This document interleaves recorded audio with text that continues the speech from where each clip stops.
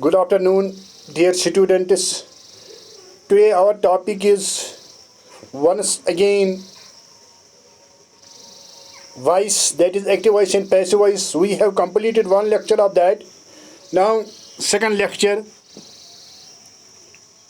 and I already told you that it is necessary for all competitive exams and even in other board and universities. It is in their syllabus, but here it is in the syllabus of JK SSRB, active voice and passive voice. 8, syllabus number 8. We will complete this. But once again, before starting, I hope that those who have not yet subscribed, they will subscribe at this time here, and you have to watch from beginning to end. Also, you have to share all the videos with your near and dears. I hope that you will watch all the videos which will be helpful for you. I always say you that there are separate playlists for English for all. In English for all, there are the videos of all the English grammar. For JK SSRB, all posts, JK post 10th and 12th, Kashmir University graduation all semesters, an important masterpiece of the literature. Now we will start our topic once again. In the last topic I have discussed this table, but still I will discuss here once again. हाँ, इसीलिए आपको ये लग रहा है कि जो एक चार्ट है यहाँ ये टेनिस है, इसीलिए मैं आपको कह रहा हूँ कि इस वीडियो को देखने से पहले आपको टेनिस के सब वीडियो देखने पड़ेंगे। उससे आपको पहले टेनिस समझ में आएगा, फिर ये इजीली आपको समझ में आएगा। यानी कि आपको मैंने कहा है कि 12 टेंसेस हैं, तो वही टेंसेस आप हमें यूज़ करने हैं। को टेनिस में क्या चेंज आएंगे, क्योंकि टेनिस चेंज यहाँ कंपलसरी है, मेन यहाँ टेनिस चेंज ही है एक्टिव वॉइस पैसिव वॉइस में। अब आप समझाऊंगा आपको क्या करना है। जो प्रेजेंट इंडेफिनिट होते हैं, आपको मालूम है कि वहाँ डू या डज होता है। जब हम इनको पैसिव में चेंज करेंगे, वहाँ हम इज़ एम आर लिखेंगे, यानी कि इस हम दूसरे लफ्ज़ में कहेंगे प्रेजेंट इंडेफिनिट को हम प्रेजेंट कंटिन्यूअस के हेल्पिंग वर्ब में चेंज करेंगे। क्योंकि आपको मैंने कहा है पहले भी कि पैसिव के साथ हर हमें थर्ड फॉर्म इस्तेमाल होती हैं, हर किसी के साथ थर्ड फॉर्म। तो यहाँ इसका कहने का मतलब ये है कि आप ये भी कह सकेंगे प्रेजेंट इंडेफिनिट में जो हेल्पिंग वर्ब हैं, आप उस वक्त जब हम पैसिव इसका बनाते हैं तो फिर हम ये प्रेजेंट कंटिन्यूअस की हेल्पिंग वर्ब इस्तेमाल करते हैं, खाली हेल्पिंग वर्ब, फॉर्म नहीं, फॉर्म थर्ड फॉर्म। इसी तरह पास्ट इंडेफिनिट आपको मालूम है, वहाँ फर्स्ट फॉर्म या सेकंड फॉर्म भी कभी कभी होती है, वो डेड होता है। तो उसको हम जब चेंज करेंगे तो वहाँ इसके बदले हम लिखेंगे वाज वेयर, यानी कि पास्ट कंटिन्यूअस की हेल्पिंग वर्ब बस। और थर्ड फॉर्म आपको मैंने पहले ही कहा है। इसी तरह फ्यूचर इंडेफिनिट में आपको मालूम है वहाँ फर्स्ट फॉर्म होती है और विल और शैल होता है। जब हम इसको चेंज करेंगे पैसिव में, तो पैसिव में हमें यूज़ करना है विल बी शैल बी। और मैं आपको बार बार कह रहा हूँ थर्ड फॉर्म। इसी तरह प्रेजेंट परफेक्ट में आपको मालूम है वहाँ हैव और हैज़ होता है और वर्ब की थर्ड फॉर्म होती है। जब इसको हम पैसिव में चेंज करेंगे तो वर्ब की थर्ड फॉर्म वही रहेंगी, थर्ड फॉर्म। और हैज़ हैव, मगर हमें बीन यहाँ ऐड करना है, बीन। मुझे लग रहा है आपका समझ में आया होगा। पास्ट परफेक्ट में हैड होता है और थर्ड फॉर्म, और हमें कुछ नहीं करना है, वापस वही लिखना है third form had plus been, यानी कि बीन ऐड करना है। इसी तरह फ्यूचर परफेक्ट में आपको मालूम है वहाँ विल हैव शैल हैव होता है और वर्ब की थर्ड फॉर्म होती है, वापस वही थर्ड फॉर्म लिखनी है और विल हैव मगर बीन यहाँ ऐड करना है और शैल हैव बीन ऐड करना है। इसी तरह प्रेजेंट कंटिन्यूअस में आपको मालूम है वहाँ इज़ एम आर होता है और वर्ब की फोर्थ फॉर्म। अब हमें यहाँ इज़ एम आर वापस लिखना है, मगर उसके साथ बीइंग भी लिखना है और वर्ब की थर्ड फॉर्म हमेशा। इसी तरह पास्ट कंटिन्यूअस में आपको याद रखना है वाज और वेयर होता है, जो और आपको मालूम है जब इसका पैसे हम बनाएंगे वाज विया हमें ऐड करना है खालिस बीइंग और वर्ब की थर्ड फॉर्म। तो हमेशा मैंने आपको कहा है। अब ये है फ्यूचर कंटिन्यूअस और यहाँ मैंने लिखा है ऑल पीसी। पीसी का माने है perfect continuous tenses, present perfect continuous, past perfect continuous, future perfect continuous, उनका कोई पैसिव नहीं होता है। मुझे लग रहा है कि आपको समझ में आया होगा कि मैंने आपको कहा है कि जो इंट्रांसिटिव वर्ब्स होते हैं उनका भी कोई पैसिव नहीं होता है, यानी कि इंट्रांसिटिव वो होते हैं जहाँ ऑब्जेक्ट नहीं होता है। मगर आपको याद रखना है, इससे पहले भी मैंने आपको कहा है कि बहुत सारे जगहों पर ऑब्जेक्ट अंडरस्टूड होता है, वहाँ लिखा हुआ नहीं होता है, मगर हमें मालूम होता है ये वहाँ ऑब्जेक्ट क्या है। तो उनका तो होगा, मगर जहाँ कंप्लीटली ऑब्जेक्ट नहीं होगा वहाँ नहीं होगा। और इससे पहले भी मैंने और एक रूल आपको कहा है कि कभी कभी दो ऑब्जेक्ट्स होते हैं, एक तो डायरेक्ट ऑब्जेक्ट है, दूसरा इनडायरेक्ट ऑब्जेक्ट है। मैंने कहा कि आप किसी भी दो ऑब्जेक्ट में किसी भी ऑब्जेक्ट को कंसिडर करेंगे, यानी कि पहले वो लिखेंगे सब्जेक्ट की जगह, वो आपकी मर्ज़ी है, दोनों ठीक है, वहाँ ज़्यादा मतलब बाउंडेस नहीं है। हाँ, अब मैंने फिर से यहाँ टेबल किसी ग्रामर से उठाया है। ये टेबल ये भी यही टेंस दिखा रहा है, यानी कि सिंपल प्रेजेंट में टेक या टेकस होता है और इसका पैसिव होगा am taken, is taken, are taken. इसी तरह प्रेजेंट कंटिन्यूअस में am taking, is taking, are taking. जब इसके पैसिव बनाएंगे तो are am being taking, is being taken, are being taken, यानी कि जो मैंने आपको वहाँ समझाया अब यहाँ आपको समझ में आएगा एग्जाम्पल से। इसी तरह प्रेजेंट परफेक्ट में हैज़ टेकन, हैव टेकन, यहाँ होगा पैसिव में has been taken, have been taken. ये मैं एग्जांपल दे रहा हूँ, ये आपको मतलब एक टेकन की कि टेकन को हम कैसे करेंगे कन्वर्ट। सिंपल पास्ट में took, was taken, were taken. Past continuous में वाज टेकिंग, वर टेकिंग। इसी तरह was being taken, were been taken. इसी तरह पास्ट परफेक्ट में had taken, had been taken. Simple future में विल टेक, शैल टेक। इसी तरह फ्यूचर क्या कहते हैं इसका, फ्यूचर परफेक्ट का passive will take, will taken. यहाँ आपको याद रखना है, इसीलिए मैंने ये टेबल यहाँ आपके लिए लाया है। थोड़ा आप इसका स्क्रीनशॉट भी उठा सकेंगे।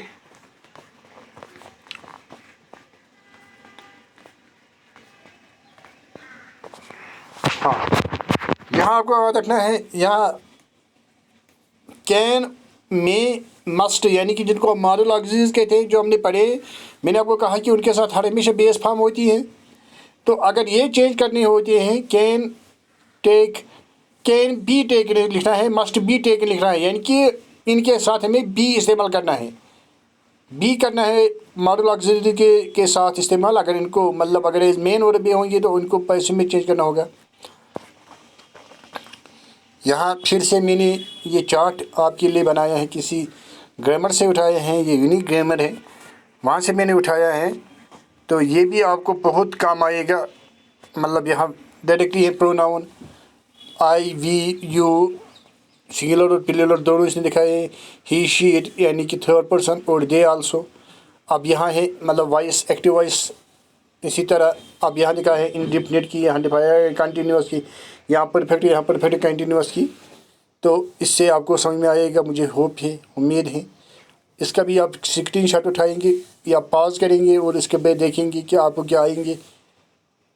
ये बहुत आसान है। मिसाल के लिए यहाँ है आई लव, तो इसका पैसिव होगा आई एम लाउड, क्योंकि आपको मालूम है प्रेजेंट इंडिफिनिट जब होगा तो इसको प्रेजेंट कंटिन्यूअस की वर्ब की फॉर्म होती है और थर्ड फॉर्म हमेशा होती है। I am loving, I am being loud, I have loud, I have been loud, I have been loving. तो इसका कोई पैसिव नहीं होगा, नो पैसिव, क्योंकि ये परफेक्ट कंटिन्यूअस है, मैंने आपको पहले ही कहा है। तो मुझे उम्मीद है आपने इसका स्क्रीनशॉट उठाया होगा, तो ये आपके काम आएगा। इसी तरह और एक है, ये है पास्ट टेंस, वो था प्रेजेंट।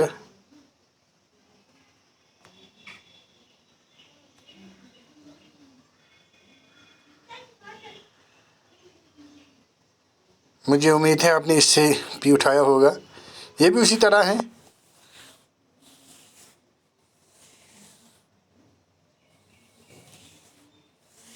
मैं आपके लिए मतलब बहुत सारे गेमर्स को कंसल्ट कर रहा हूँ। इससे ज़्यादा भी मैं करना चाह रहा हूँ, मगर कुछ लड़के बोर होते हैं। फिर भी मैं कह रहा हूँ कि जिनको काम पढ़ना है उनके लिए मैं काम भी बढ़ा रहा हूँ। टू द पॉइंट इस इसी तरह ये है फ्यूचर का। ये थोड़ा साफ नहीं आया है, फिर भी आप देख सकेंगे।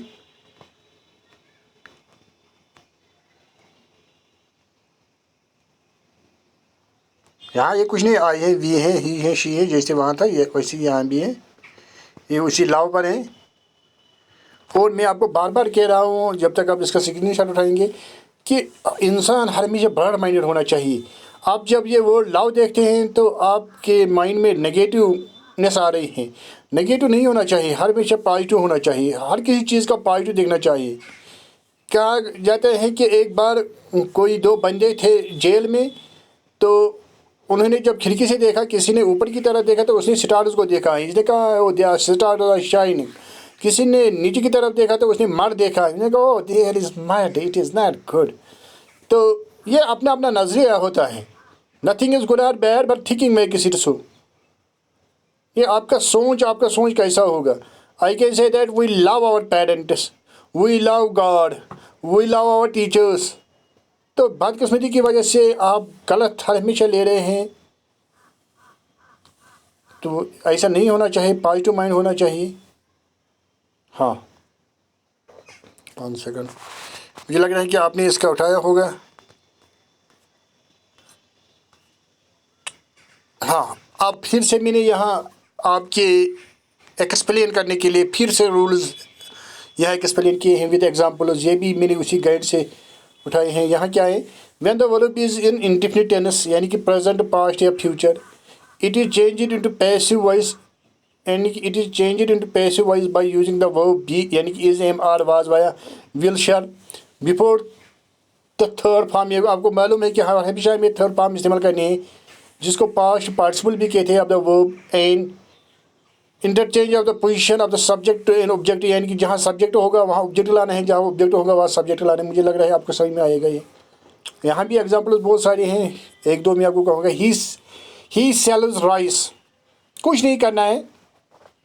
ही तो सब्जेक्ट हैं, सेल्स तो वर्ब हैं, राइस तो ऑब्जेक्ट हैं।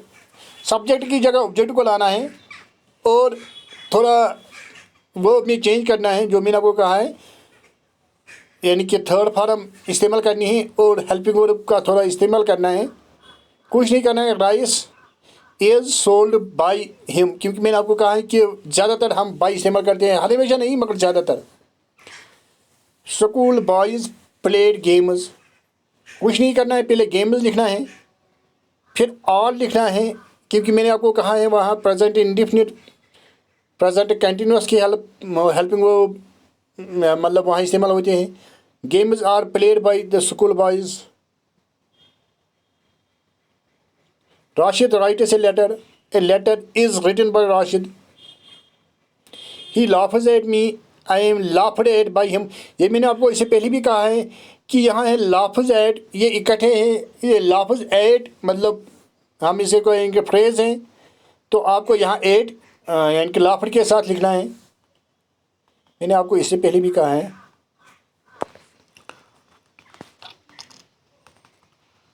एक सेकंड, थोड़ा साफ नहीं आया है। इसी तरह ये है इंडेफिनिट, पास्ट इंडेफिनिट का, जैसे वहाँ था ऐसे ही यहाँ भी है। इसी तरह ये वाला रूल नंबर 2 है। ये एग्जांपल्स आप खुद कह लेंगे, ये बहुत आसान है फ्यूचर इंडेफिनिट के। इसी तरह रूल नंबर 2 है, when a verb is in continuous tense, वो प्रेजेंट और पास्ट, क्योंकि फ्यूचर का मैंने आपको पहले कहा चेंज नहीं होता है। It is changed into passive by using being, मैंने वहाँ भी आपको कहा बिफोर द थर्ड फॉर्म और third form past participle of the verb. And interchange of the position, मैं बार बार आपको कह रहा हूँ कि पोजीशन चेंज करनी है सब्जेक्ट और ऑब्जेक्ट की। बहुत आसान है, present continuous. They are playing a game, कुछ नहीं करना है, एक गेम पहले लिखना है, फिर लिखना है इज़ बीइंग, क्योंकि मैंने कहा इज़ एम आर वही लिखना है, खाली से यहाँ ऐड करना है being. Played third form by them, मैंने कहा कि बाय यहाँ ज़्यादा इस्तेमाल होता है। मुझे लग रहा है आपको समझ में आया होगा। इसी तरह है पास्ट कंटिन्यूस भी बहुत आसान है। The washerman was washing the clothes, कुछ नहीं करना है, पहले द क्लॉथ्स लिखना है, फिर वायर लिखना है क्योंकि ये पास्ट है। Were being washed by the washerman, खुद ही आपको आएंगे। Rule number 3, when the verb is in perfect tense present past और future it is changed into passive by using been इस्तेमाल करना है। मैंने आपको कहा वो थर्ड फॉर्म, और बार बार मैं कह रहा हूँ कि सब्जेक्ट की जगह ऑब्जेक्ट, ऑब्जेक्ट की जगह subject.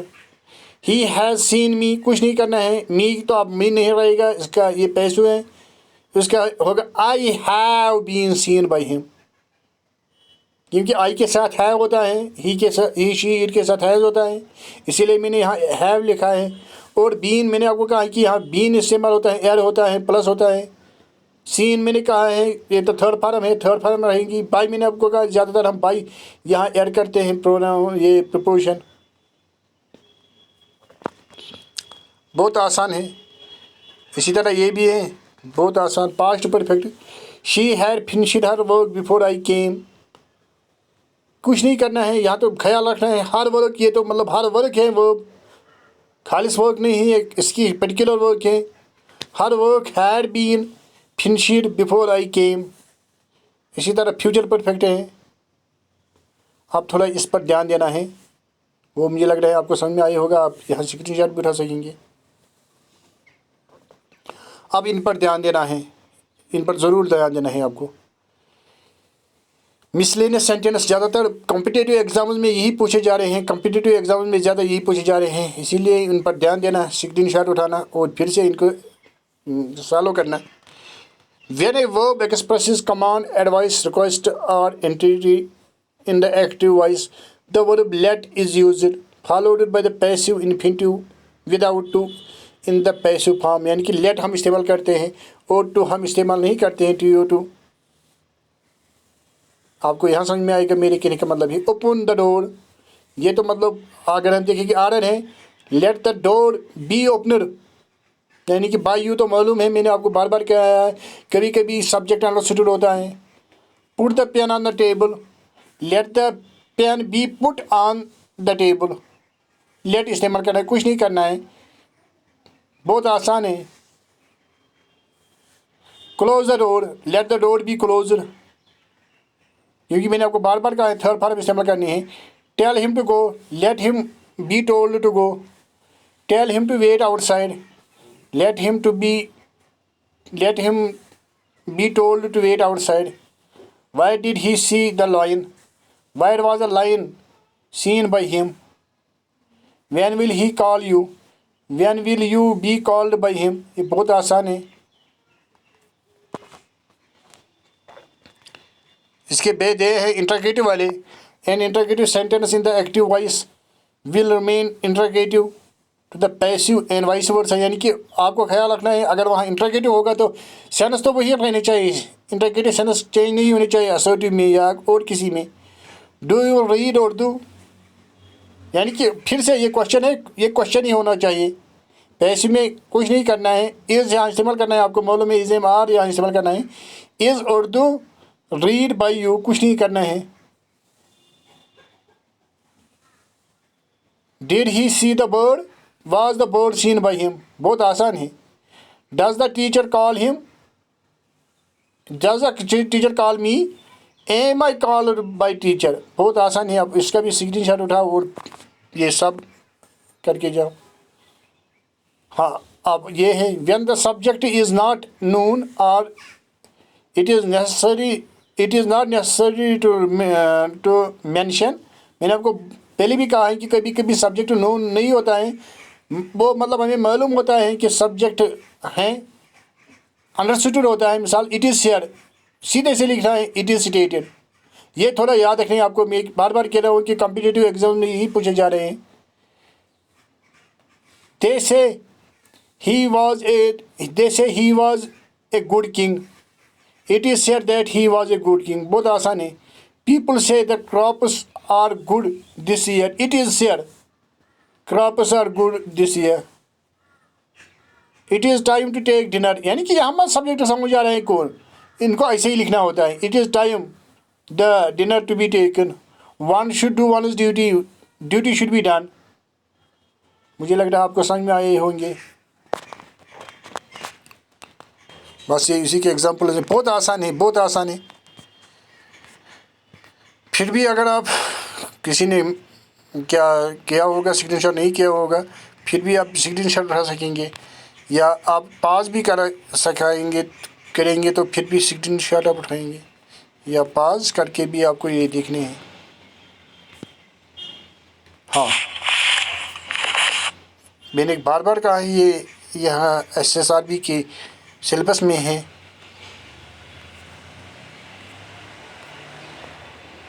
Okay, the video is very short.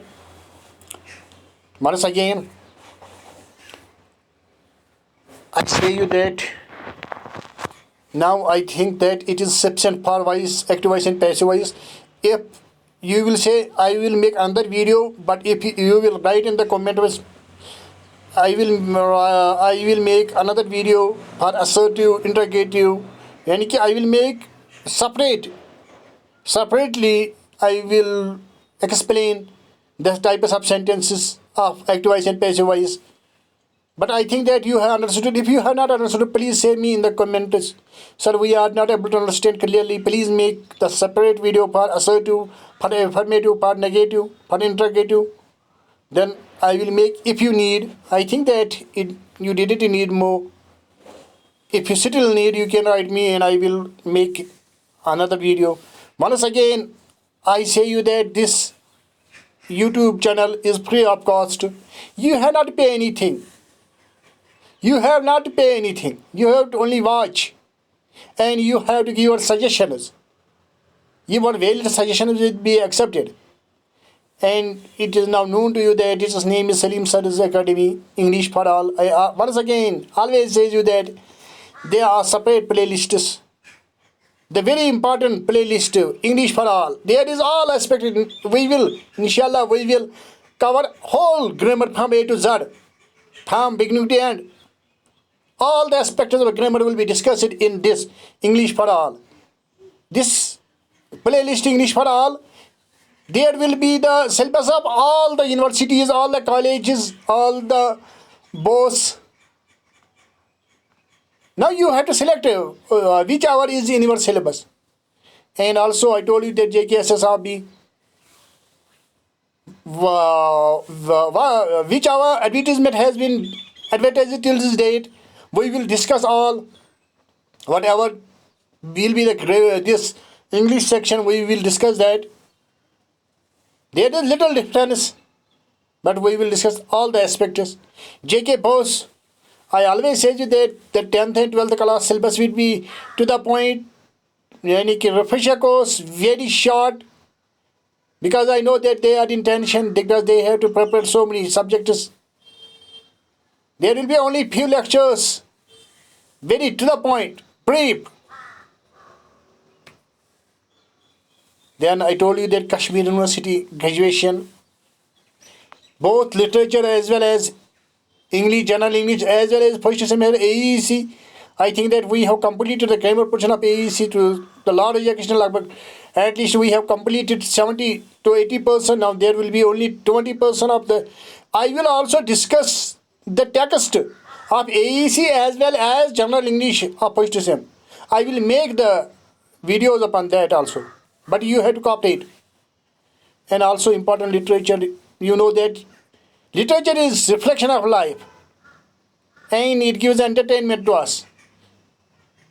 I have already uploaded some masterpiece of the literature, for example, the poem Once Upon a Time.